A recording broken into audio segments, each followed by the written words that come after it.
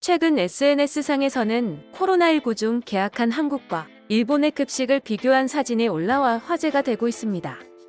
지난 5일 한 일본 네티즌은 휴교 직후의 한일 급식 비교, 선진국은 어느 쪽? 이라는 글과 함께 한국의 급식 사진과 일본의 급식 사진을 게재했습니다.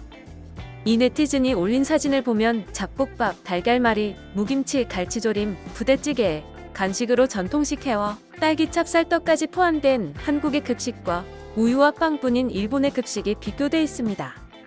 해당 사진을 본 일본 네티즌들은 게다가 왼쪽 사진에 있는 폐급료에는 무농약 쌀이라고 적혀 있네요. 아이들은 미래 그 자체이기 때문이겠죠. 한국의 급식은 거의 무농약 쌀을 쓴다고 합니다. 17종류의 야채도 절반 이상이 무농약이라고 하네요. 정치에 무관심한 일본인 덕에 아이들의 권리가 침해당하고 있다. 일본인의 평균 신장은 1980년을 기준으로 점차 감소 추세로 변했다고 합니다. 신장의 약 20%는 어린 시절 영양 상태에 의해 결정되기 때문에 급식이 얼마나 중요한지 보여주는 지표. 한 한국 네티즌은 실례합니다만 올려주셔지는 한국에서도 평범한 식단이네요. 우리 학교는 이 정도로 나옵니다라며 본인이 다니는 학교 급식의 사진을 게재했습니다. 이에 또 일본 네티즌들은 아이들을 잘 키우고 있는 나라와 그렇지 않은 나라, 어느 쪽의 미래가 밝을지 뻔하네요. 양도 충분하고 맛있을 것 같네요. 한국에서는 학교 급식이 무상이라는 기사를 봤습니다만 한국 전역에서 그런 것입니까? 그렇다면 정말 부럽습니다. 한국 배우와 아이돌들의 키가 큰 것은 급식의 영향이 큰 것 같군요.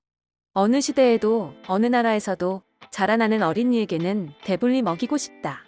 부럽다. 디저트도 있고 떡볶이도 있고 야채도 있다.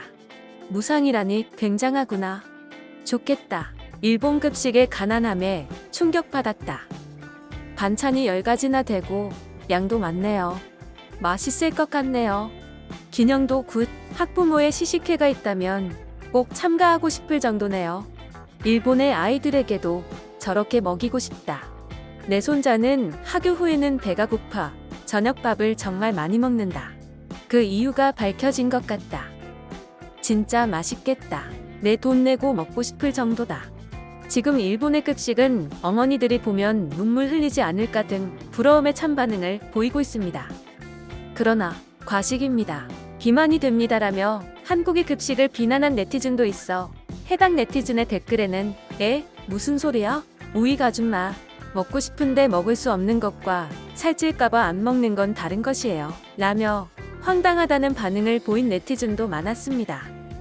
이런 한국의 급식 사진이 SNS상에서 화제가 되자 여러 일본 네티즌들은 본인이 경험한 일본의 급식 사진들을 올리고 정부는 급식에 예산을 투자합시다.